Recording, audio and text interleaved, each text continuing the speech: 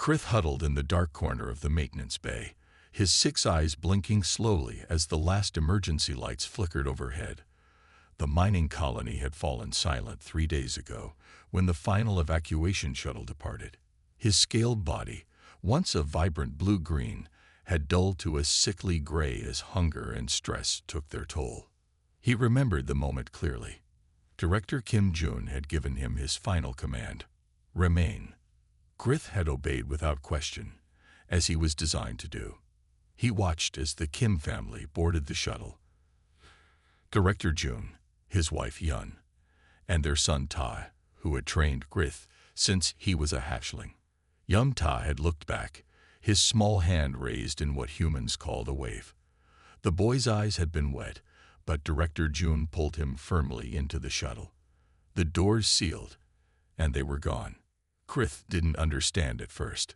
He patrolled the empty corridors as he always had, checking security points, scanning for gas leaks, and waiting for his masters to return from what he thought was a temporary absence. It was only when the automated systems began shutting down one by one that Krith realized the truth. He had been left behind. The Ceridian guard beast padded through the empty cafeteria, sniffing at abandoned food trays. Nothing remained but dried crumbs. He had already consumed the emergency rations in his maintenance area 2 days ago. His genetically engineered metabolism, designed for peak performance, now worked against him, burning through his body's reserves at an alarming rate. Krith paused at the large window in the command center, looking out at the strange glow in the sky. The stellar anomaly grew brighter each day, casting an eerie purple light across the barren landscape. He didn't understand the science, but he knew this light was why his masters had fled. In the director's office, Krith curled up in the spot where he had often rested while Director Kim worked. The familiar scent still lingered. He remembered how 7 cycles ago, the director had purchased him as a hatchling from the bioengineering labs. Krith had been an expensive investment. Ceridian guard beasts were valued for their intelligence, loyalty, and protective instincts. Krith had served well. He had saved Yum Ta during the tunnel collapse in the 3rd mining sector, digging through fallen rocks to pull the boy to safety. He had detected the poisonous gas leak before the sensors could, evacuating an entire section of the colony. He had stood guard during negotiations with rival mining corporations, his imposing presence a silent reminder of the Kim family's power. Yet when evacuation became necessary, the corporation's protocol was clear. Biological tools were classified as non-essential equipment. The small evacuation shuttles had limited space. Mineral samples, data cores, and technological assets took priority. Krith moved to the security station, where the monitoring screens now showed only static. He pressed his front paw against the access panel, and to his surprise, the emergency power still activated the door to the outer perimeter. Perhaps some instinct drove him to continue his patrol route, despite there being no one left to protect. Outside, the purple sky cast long shadows across the mining equipment. The massive drills and excavators stood like silent monuments. Krith checked each building as he had been trained, though his movements were slower now, his strength fading. At the colony's edge, he found something unexpected, a small data tablet, likely dropped during the evacuation. Krith nudged it with his nose, activating the screen. A photo appeared, Yum Ta standing proudly next to Krith after the guard beast had completed his training. The boy's arm was thrown around Krith's neck, his smile wide and genuine. Krith stared at the image until the tablet's battery died. His creators had never anticipated that their biological tools would develop emotional attachments. They had engineered obedience and loyalty, but failed to understand these qualities could not exist without the capacity to care. The guard beast returned to the main complex as darkness fell. The colony's power systems were failing, section by section. Soon life support would shut down completely. Krith made his way to the central data core, the heart of the colony's operations. He settled down in front of it, positioning himself protectively as he had been trained to do. Even now, abandoned and facing his end, Krith followed his final order. Remain. Protect. serve. He didn't know that in 3 months' time, another ship would arrive. He didn't know that humans unlike any he had met before would find him. He didn't know that his life was about to change forever. Grith simply waited, loyal to the end, as the lights around him went out one by one. The human science vessel Horizon slid into orbit around the abandoned mining planet. Purple light from the growing stellar anomaly reflected off its sleek hull. Inside the ship's bridge, 5 crew members gathered around a holographic display of the colony below. "The radiation levels are rising faster than expected," said Park's son, looking at his readings with concern. "We have maybe 3 days before it becomes too dangerous to stay." Captain Bojin nodded firmly. "Then we need to move quickly. Our mission is clear. Recover the geological survey data and any useful technology before the anomaly makes this whole area uninhabitable."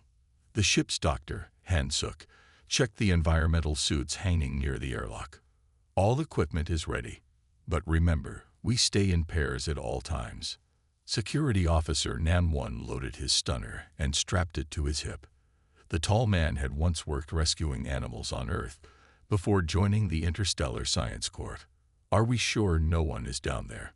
"The evacuation was months ago." "Scans show no human life signs," replied Li Min, the team's biologist. She adjusted her long hair into a tight bun before putting on her helmet. "But there's something odd about these readings. A faint energy signature in the eastern section." Captain Ba made the final decision. "We'll investigate everything. The corporation paid us well to salvage what we can." The shuttle trip to the surface was bumpy. The anomaly's energy waves disrupted the navigation systems, forcing Nam-1 to fly manually. They landed near the colony's main entrance, the shuttle's engines kicking up red dust that swirled around them. "Air quality poor, but breathable," said Park's son, checking his handheld scanner. "Keep helmets on anyway. The anomaly's radiation could have unexpected effects." The 5 humans entered the colony through the main airlock. Their lights cut through the darkness, revealing overturned furniture and scattered personal items, evidence of a hurried departure. The emergency lights still functioned on minimal power, casting eerie shadows. "Look at this," Hansuk said, pointing to a children's toy left on the floor. They left in a panic. Li Min's scanner beeped suddenly. "I'm detecting a life form. Weak but definitely alive." In the maintenance section, Nam-1 took the lead, his hand resting on his stunner as they moved through the silent corridors. They passed the cafeteria, the command center, and finally reached the eastern maintenance bay. The door was partially open, stuck on its track. As their lights swept the room, Nam-1 saw it first. A large creature curled around what appeared to be the colony's central data core. Its scaly skin was dull gray instead of the vibrant colors typically seen in Ceridian guard beasts. 6 eyes, normally bright yellow, were dim and unfocused. "It's a guard beast," Nam-1 whispered, slowly lowering his weapon. They left it behind. Despite its weakened state, the creature struggled to its feet when it spotted them. It positioned itself between the humans and the data core, a low warning rumble coming from its throat. "It's still trying to protect the colony," Li Min said, her voice filled with wonder, "even after being abandoned." Nam-1 removed his helmet and slowly knelt. "I've read about these beings. They're bioengineered for loyalty and protection. Highly intelligent, too." The guard beast wavered on its feet, clearly exhausted and malnourished. Still, it held its protective stance. "The poor thing is starving," Hansuk said, already reaching for her medical kit. "It's amazing it's survived this long." Captain Ba frowned. "We're here for the data and technology, not to rescue pets." Li Min scanned the creature more carefully. "This is no ordinary pet, Captain. Ceridian guard beasts have neural complexity close to dolphins. They understand speech, can solve complex problems, and form deep bonds. The corporation classified them as equipment to avoid ethical restrictions." Nam-1 slowly reached into his pack and pulled out a protein ration. He placed it on the floor and slid it toward the guard beast. "We can't just leave it to die." The creature watched with all 6 eyes, conflict visible in its posture. It clearly wanted to maintain its guard position, but hunger was overwhelming its programming. "Look at its collar," Park's son said, pointing his light. "There's a name tag. Krith." Hearing its name, the guard beast's inner eyelids blinked rapidly. "Krith," Nam 1 said softly. "No one expects you to guard this place anymore. Your masters are gone." The creature made a small, pained sound that needed no translation. "We need that data core it's protecting," Captain Ba reminded them. "Our mission has a time limit." "Then we earn its trust," Nam 1 replied, pushing the food closer to Krith. "Look at it. It understands exactly what happened. It was left behind like a broken tool." Finally, hunger won out. Krith cautiously moved forward and consumed the protein ration in 2 quick bites. The humans watched as the guard beast looked up at them with what could only be described as confusion and hope. Li Nin's smile behind her helmet. "I think this mission just got more complicated." Han Suk was already preparing a nutrient solution in a shallow dish. "And more interesting."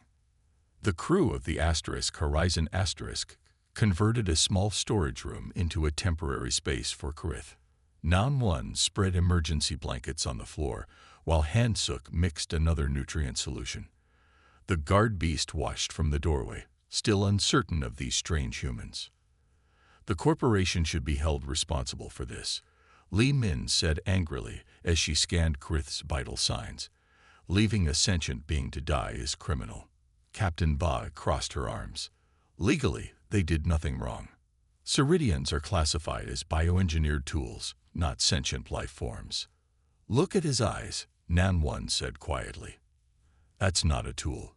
That's a thinking being." Krith's 6 eyes moved from person to person, clearly following their conversation. When Park's son entered with the colony's data cores, the guard beast tried to rise, as if still compelled to protect them.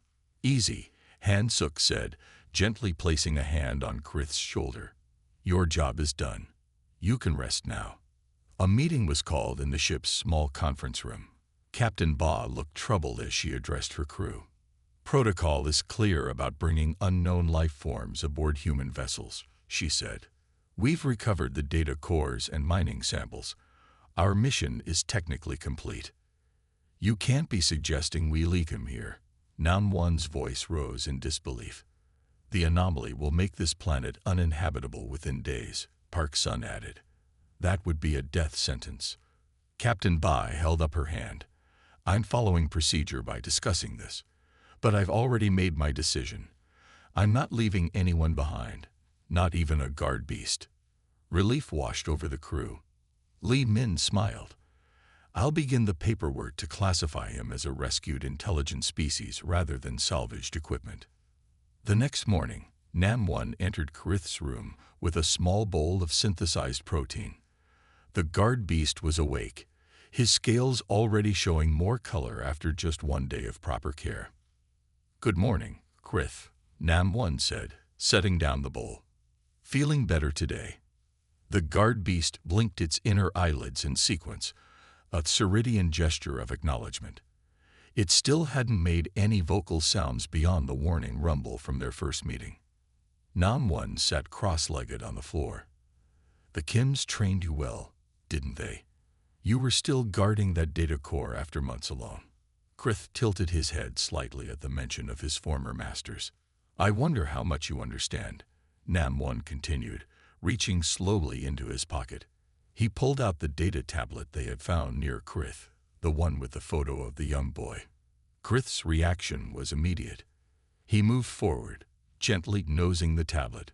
Nam 1 activated it, and the photo appeared. The guard beast made a soft trilling sound, the first noise beyond warning growls they had heard from him. "You missed them," Nam 1 said softly, "even though they left you behind." Li Nin entered the room and stopped, observing the interaction. "This proves it," she whispered. "Emotional memory and attachment, far beyond what the corporation admits these beings are capable of." Throughout the day, each crew member spent time with Krith. Park's son showed him maps of Earth, explaining where they would be going once the mission was complete. Han-suk checked his healing progress, her gentle hands earning Krith's trust with each examination. By evening, Krith had begun following Nam-1 around the ship, staying close but not interfering with the crew's work. When they gathered for dinner, the guard beast sat near the table, observing their interactions. "I've been reading about Ceridian guard beasts," Li Min told the others. "Their creators spliced DNA from multiple species to create the perfect protection animal. They have enhanced senses, problem-solving intelligence, and absolute loyalty." "Too much loyalty," Nam-1 said, glancing at Krith. "Engineered to serve even when abandoned." Captain Bai nodded thoughtfully. "If they're as intelligent as you claim, why haven't they been classified as sentient beings with rights?" "Money," Park Sun said simply. "The corporation makes billions selling them as security systems. If they were reclassified, that market would disappear overnight." After dinner, the crew returned to their tasks, preparing to leave the planet before the anomaly's radiation reached dangerous levels. Krith followed Nam-1 to the cargo bay, where they were loading the last of the mining samples. Nam-1 picked up a small crate, then paused when he noticed Krith staring at something. Following the guard beast's gaze, he saw a small orange ball, a child's toy left behind during the evacuation. "Do you want this?" Nam-1 asked, picking it up. To his surprise, Krith gently took the ball in his mouth and carried it back to his room. The crew watched as he placed it carefully next to his makeshift bed. "It belonged to the boy in the photo," Li Min whispered. "He's keeping a memento." That night, as the crew prepared for their final day on the planet, Krith made a decision of his own.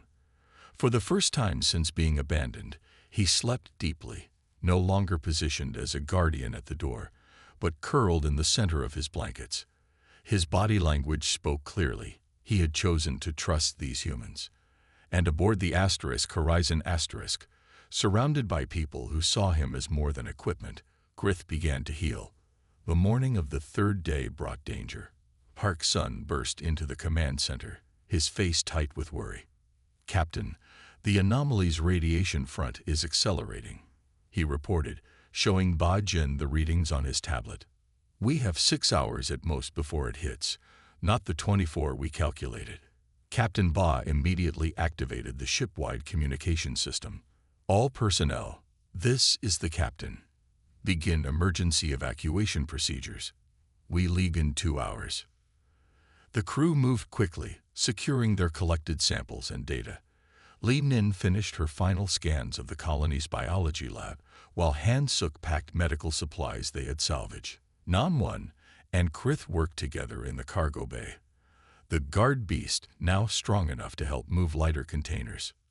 "You're coming with us," Nam-1 reassured Krith when the guard beast seemed anxious about the sudden activity. "We won't leave you behind."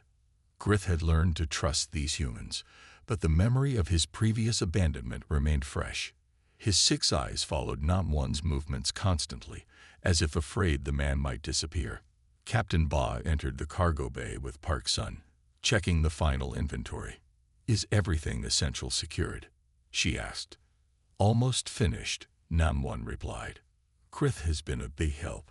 The captain looked at the guard beast thoughtfully. "We're making history, you know. First Ceridian guard beast officially rescued, rather than salvaged as equipment." A sudden alarm blared through the colony, making Krith leap to attention, his defensive instincts triggered. "What's happening?" Captain Ba demanded, activating her communicator. Li Nin's voice came through, tense and frightened. "The anomaly just released a massive energy wave. It's affecting the colony's remaining systems. The eastern sector's structural supports are failing." "Where are you?" Park Sun asked urgently. "Biology lab with Han-suk. The ceiling's starting to come down." Captain Ba immediately headed toward the exit. "Nam-1, get Krith to the shuttle. Park Sun with me. We need to reach them before the whole section collapses." Nam-1 nodded, but as he turned to guide Krith toward the exit, he realized the guard beast was already running, not toward the shuttle, but in the direction of the biology lab. "Krith, wait," Nan-One called, racing after him. The guard beast moved with surprising speed through the corridors he had patrolled for years. Nan-One followed, realizing that Krith knew the colony's layout better than any of them. When they reached the access corridor to the eastern sector, they found Captain Bai and Park Sun stopped at a sealed pressure door. The emergency systems locked it down, Park Sun explained, working frantically at the control panel. "I can't override it." From beyond the door came Li Min's voice. "The lab's entrance is blocked by fallen debris. We can't get out." Krith sniffed at the door seam, then moved to an air vent near the floor. He began pulling at the cover with his claws. "He's showing us another way in," Nan-One realized, helping to remove the vent cover. The vent was too small for the humans, but just large enough for Krith. The guard beast disappeared into the dark opening without hesitation. Inside the biology lab, Li Min and Han Suk were trapped. Part of the ceiling had collapsed, blocking the main door. The room shook with aftershocks from the anomaly's energy wave. "The air's getting thin," Han Suk said, checking her portable scanner. Something damaged the ventilation system. A scraping sound from the wall vent caught their attention. Moments later, Krith pushed through the opening, scales dusty from the tight passage. "Krith," Li Min exclaimed in relief. The guard beast went immediately to the blocked doorway and began digging at the debris, his powerful claws designed for the mining planet's harsh terrain. He cleared enough space to create a small opening, then used his body to brace a falling support beam. "He's holding it up for us," Han Suk realized. "We need to crawl through now."